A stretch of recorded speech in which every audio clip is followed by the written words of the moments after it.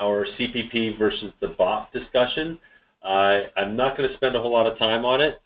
As you know, with the webinars, we endeavor to get into the material pretty quickly, finish pretty quickly, so we have plenty of time for discussion afterward. But today, Jason is really going to run with the details on this, and Jason has a long history of experience in the space that really does occupy the BOP market, and his challenges in trying to propose a standalone cyber policy versus a BOP policy is really the best experience we have in longevity on staff. And it's a great experience because so much of where cyber has grown and been successful on a standalone basis has really been in large accounts. And the uptake rate up until probably this year, I don't have any numbers for this year yet, but as of last year, the uptake rate was still under 3% for the small to middle market, which is where the BOP accounts really land. So with that, Jason, look forward to hearing from all of your experience drawing on it. Thank you, Matt. Again, I'll try to do this pretty quick. It's the end of the month, and we do want to try and get y'all back to your desk as quick as can. But this is a topic that I find particularly fascinating. I really do. I've done a couple presentations in the past where I say not all cyber is the same. Not all cyber is not cyber, and but it's a little difficult to kind of navigate. And so I hope to try and provide a few tools for analysis and review that can assist everybody in better presenting the best cyber insurance option to their insureds, which is really what we're all hoping to do. So yeah, briefly, this is the quick agenda. I'm going to try to do a brief introduction to what the BOP cyber endorsement packages are, address some of the benefits and limitations of a BOP endorsement, and then do a brief analysis between our monoline cyber products and some of the common endorsements that I've seen. I was able to get my hands on a couple of them as I was getting prepared for this today. And then a question and answer session at the end. And please, if you have any questions or if there's something that pops up, please do not hesitate to write in to let us know what we can do and make it more of a conversation than a presentation. Again, not all cyber insurance is the same. The cyber insurance landscape is literally littered with a variety of coverage options, formats, and policy language, and it's very difficult for even experts, much less the insureds themselves, to try and go through it. Whenever I hear the phrase, I've already purchased cyber insurance, to me that piques my ears to say this is because this is truly an opportunity for me to kind of be my value added and poke around a little bit and determine a little bit deeper what it is that they've actually purchased and see if it's a proper fit for what they need. But a quick backup, so what is a BOP policy itself? I think most folks probably know, but if you're a professional liability focused individual, it might be kind of a unique product to you. A BOP policy is it's an efficient insurance product for traditional insurance, traditional business exposures. A BOP policy combines business property and liability insurance into one single policy, making it very efficient and easy for consumption for small businesses. They cover claims resulting from fire, theft, bodily injury, property damage. It includes elements for advertisers' liability.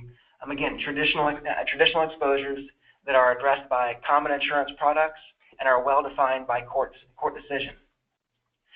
Businesses can tailor the BOP policies. They can add a variety of endorsements. Some things like business income, auto, oftentimes, and other specialized coverages. Again, traditional exposures. And they can also now endorse data breach cover to their BOP policies. This is a recent development. In late 2014, ISO finally released their BOP cyber endorsement packages. They have policy language and rates that were released with an intent of it being endorsed to their traditional BOP policy. This was released in response to their data breach exclusion, which was also released in May of 2014. Clarifying that the general liability policy form does not include any coverage for a data breach style exposure. So if you're taking away with one hand, you do kind of need to offer with the other, and that's what the BOP cyber endorsement sought to accomplish.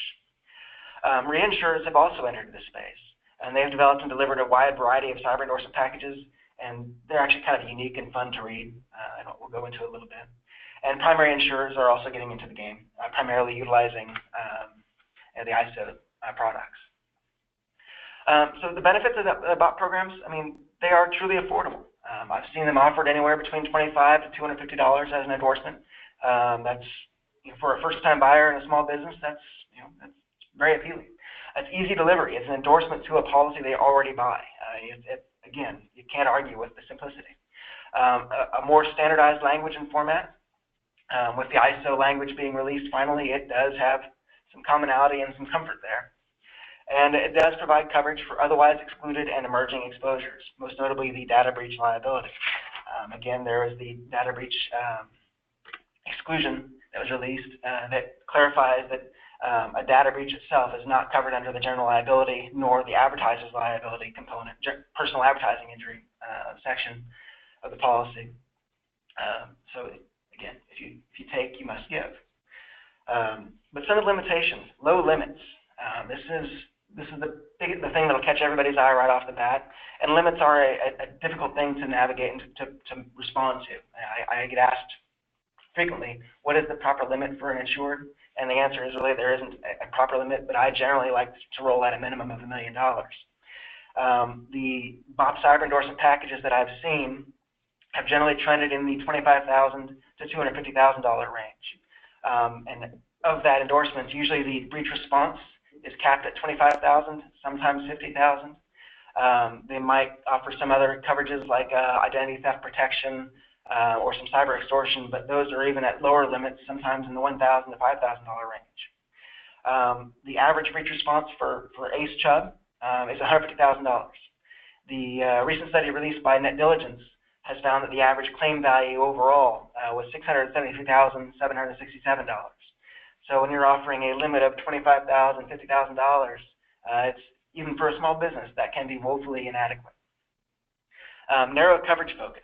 The endorsements are designed to, again, respond to that data breach exclusion.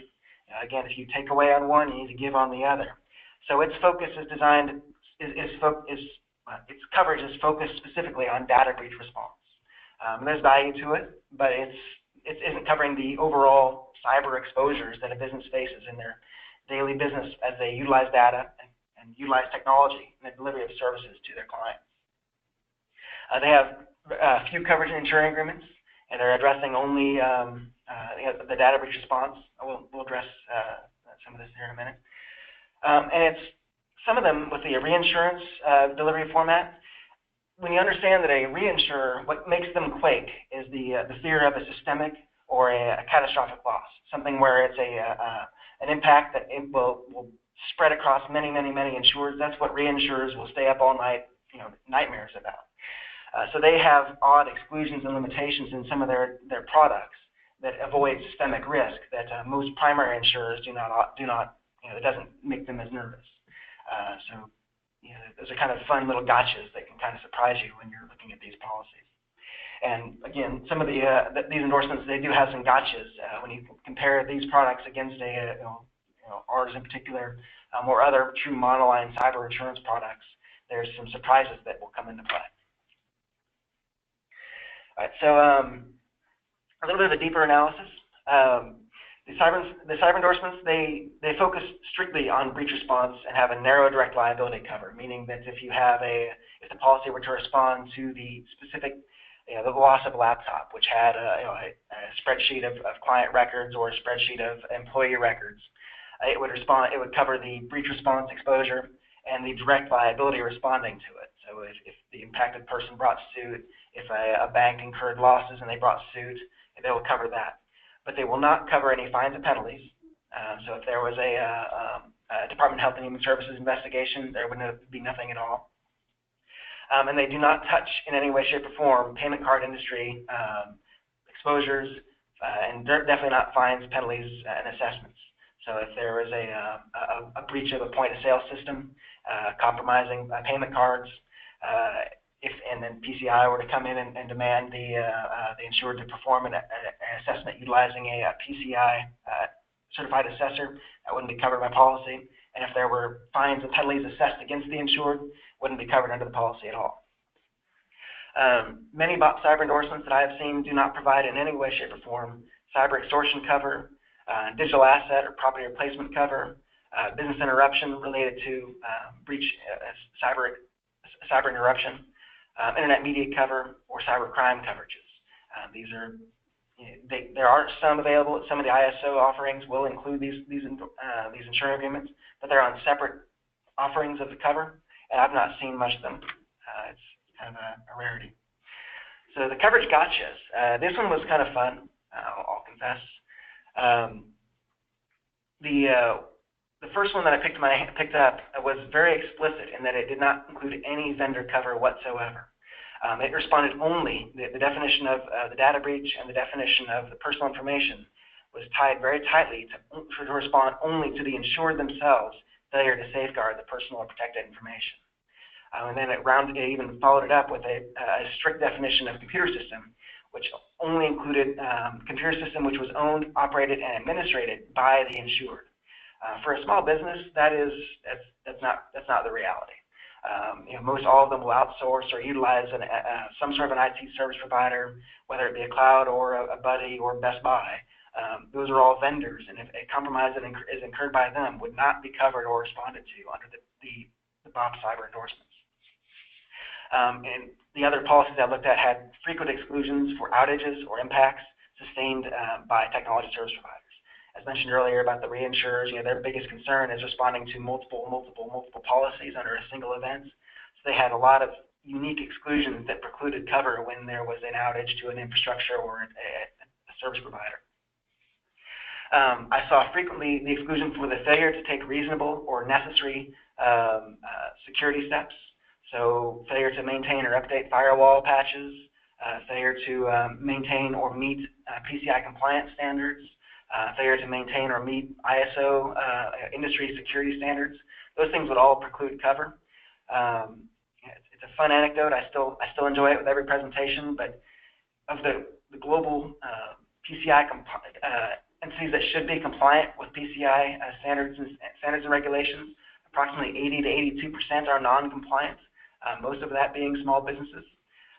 So that PCI non-compliance could be a real gotcha as far as cover delivery. There also was an exclusion this one caught my eye, an exclusion for outsourcing IT resources outside of the U.S. Many businesses utilize offshore data entry, data processing, web design. Those are common practices, if you will, in small business, and that exclusion kind of took me by surprise. But that would definitely be a surprise if you had a breach that was involved with that. And in addition, outside of just the mere coverage delivery, there's most insureds, when they purchase a cyber insurance policy, they're looking for more than risk transfer. They're looking for a risk management solution. And since these are endorsement packages, not many of them include or provide much in the way of risk management support or input to an insured. Again, since most of these are endorsement offerings, and definitely at a low cost, there simply isn't the dollar value available for the primary carrier to offer these additional services. Very few of them offer breach hotline or similar services. Very few offer assistance in vendor selection, meaning that the insured, if there is cover, is going to be on their own essentially, and finding appropriate vendors, service providers, and response team to navigate them through the breach response, and then they will be indemnified for it thereafter. And fewer still offer a breach coach or similar service. A breach coach is truly an invaluable solution to help assist an insured to navigate the dangerous waters of a breach. Limits analysis, I kind of hit this a little bit earlier, but the average response that we have in breach response cost alone is over $150,000. I mean, I do kind of want this to set in. And Net Diligence did a really exhaustive study. They just released it in October of 2015, where they analyzed several hundred cyber claims that were provided by pretty much every market in the cyberspace. And the total claim cost, meaning breach response, average fines, penalties, any liability thereafter, the total claim response, the average value of all the claims they looked at was $673,767. Granted, this includes large public corporations down to small private businesses, so it is skewed a little bit large by some of the targets of the world, but that's still a significant number, and it shows that if you're buying an endorsement of $25,000 or $50,000 in limits, you are likely to be pantsed by the exposure. So I'm going to hit briefly on some of the risk management solutions that are provided by our policy, our program, and what kind of counter it to what's offered by the BOPs. With a monoline cyber product, you really do get it's a targeted delivery. All I do is cyber. I'm not underwriting fire. I'm not underwriting anything else. All I think about when I wake up in the morning is cyber. Most every other monoline cyber insurance provider has the same thing. So when there's questions that are necessary, whether it's on coverage or whether it's on a claim scenario, that's what we're here for. One of the biggest thing that I think really separates a endorsement solution from a monoline solution is the hotline. When you're discovering a scenario and you get that angry letter in the mail, when you've got questions and no answers, simply writing up a claim notice and sending it into the travelers of the world seeking some sort of claim assistance, that's not going to help you sleep at all. Having a number that you can call and a person to talk you back off that ledge is a real differentiator of a targeted product versus an endorsement solution. And again, the breach coach is really it's a really valuable solution that I can't emphasize enough. But anyhow, and then just knowing who to call and when to call is a challenge even for cyber experts. We get asked questions all the time of, hey, I think we've got a ransomware demand. Do I call the FBI? Do I need to call an IT guy? We actually have to kind of huddle a little bit to kind of decide, so what is the best option for them? And this is, again, that's all we do. So for a small business, it's a real scary and difficult situation to not know who to call. So if yes, they might be reimbursed, but again, they don't know where to go. And then just hit real quick on some of the coverage elements that are not provided by the BOP programs. And the digital crime, that's a big deal breach liability, those things are all going to be covered under our package. And breach rectification, data breach team, all those support services are going to be provided by a monoline product. I think we're kind of rolling towards the end of 15 minutes, but I wanted to summarize real fast. Not all cyber insurance is the same.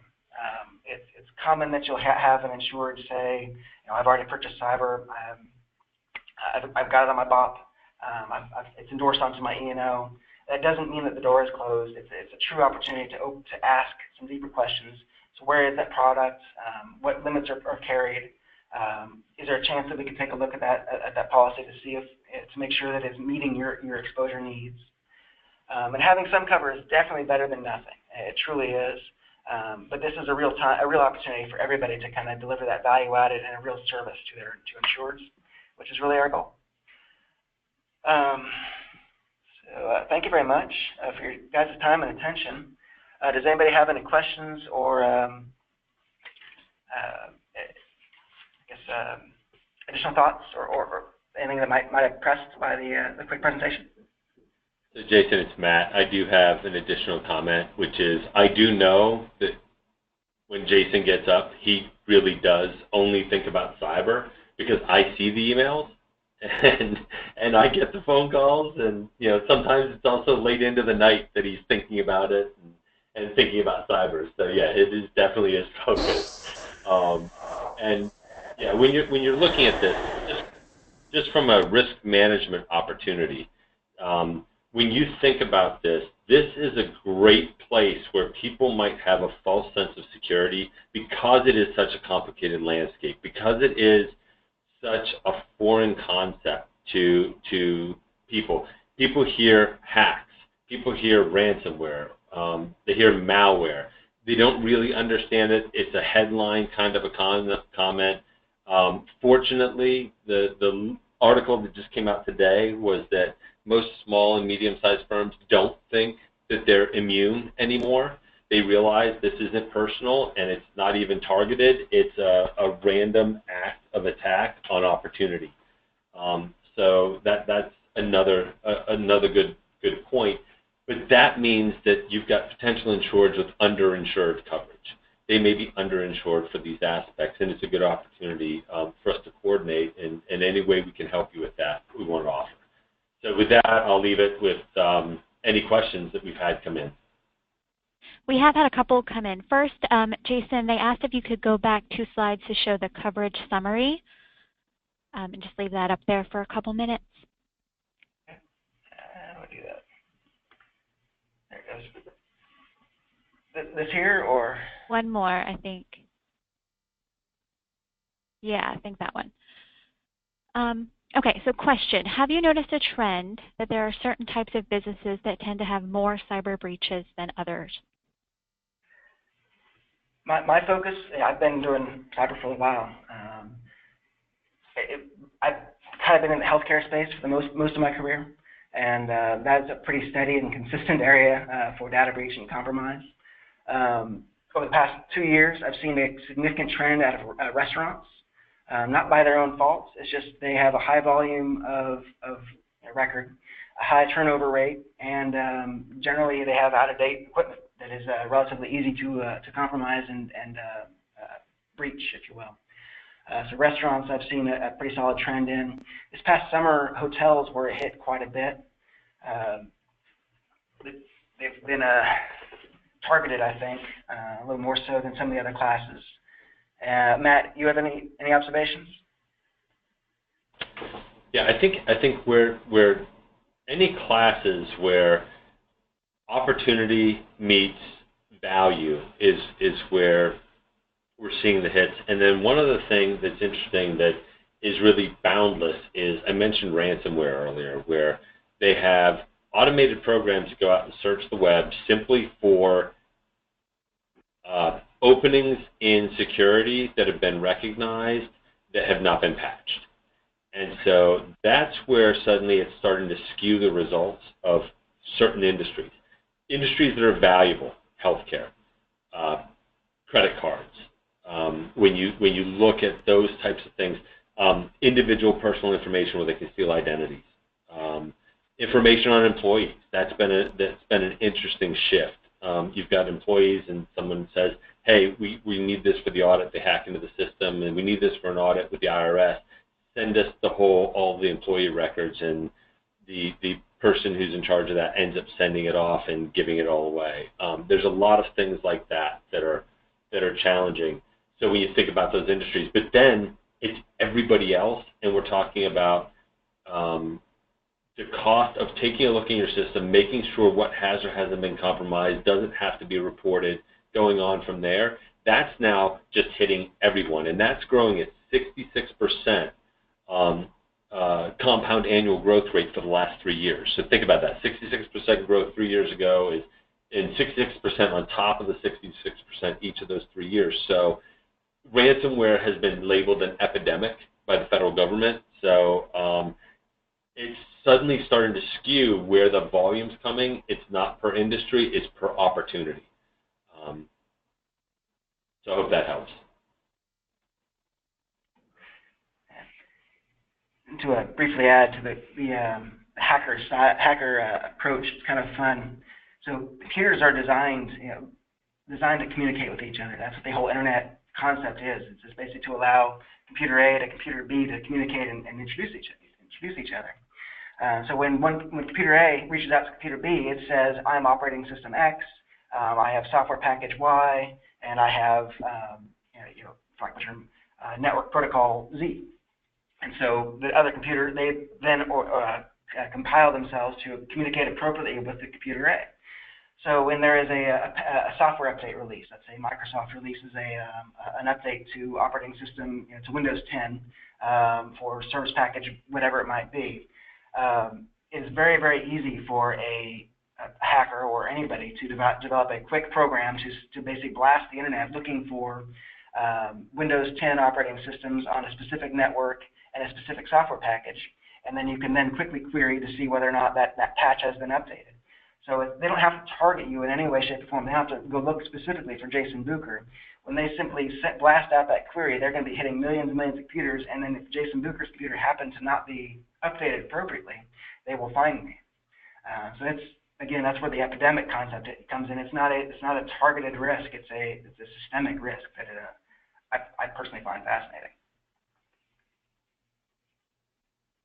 Okay, next question. Who is the carrier, and what is the minimum premium? We write off on the ACE Chubb paper, and our minimum premium starts at $750. and that's irrespective of limits. Generally, we offer the $1 million limit for $750 in premium. We can go at a lower limit, so when an insured starts to getting a little bit larger in revenues, let's say they're at the $1.25 million in revenue, and they still want to stay at the $750 revenue premium point, we can go down to, say, a $500,000 limit and still be at or near the $750 minimum premium. And it should be noted that we're admitted in most all states, excepting Washington, Florida, and New York. So there's no additional surplus lines, taxes, fees, or challenges. Okay. Does coverage still count if they do not have card chip readers? Yes. So the EMV chip and PIN that you're referring to, that's not a PCI mandated solution. That was a merchant or bank-driven demand. The only thing where the chip impacts a business, let's say if you're a retailer selling phones, and you did not upgrade your point of sale system to the chip and PIN reader, you are classified as the lowest point of security in the overall chain of the payment processing process. So if there is a breach as they're processing Jason Bucher's card, regardless of where it occurred, they're going to view that retailer as a low point.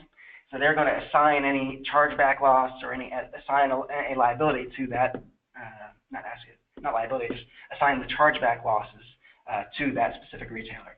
And chargebacks are generally not covered by insurance. They can be if they're lumped into assessments or other liability, but direct chargebacks are not. It should also be noted that our form, we do not have any PCI compliance requirements or limitations in our policy. Many of our competitors and many BOP programs carry exclusions or limitations for non-PCI compliance, and that's a real big deal to consider for any business who processes credit cards or accepts payment cards. Okay, another question came in, and this is a scenario. It says, if a named insured rents out his office space, internet, computers, software, etc. to a third party, and that third party incurs a breach to client data, does the policy respond with a defense to the third party, even if none of the insured's client information was breached? It would depend. Is there a contract between party A and party B? Does the contract stipulate any particular response or action or obligations between party A and party B? If they simply have leased out space or access or some processing capability to a third party, and third party causes a breach, I would consider that to be a breach under our policy. Now, if that third party compromised if that client sustained a breach and it impacted the client's personal information and the client's records which they were responsible to, I don't think that our policy would respond. So, and to add to that, if the named insured who's renting out the office space and the computer work, if they're doing that as a service, so there's more of an E&O that they're actually doing that hosting environment and they're doing it more for that hosting of the service, that's a possibility that it slides over toward an E&O that's not this isn't probably the best designed policy for that. So I think there's a lot of things that would depend on that, but it all depends on the additional details on a particular transaction. As usual with professional and management liability policies, it depends on the real fine details of the scenario and situation. There are no more questions at this time. Just thank you again for attending. We appreciate your time. I want to say happy holidays to everyone, and we look forward to speaking with you again in the new year with our next webinar. Thank you, everyone.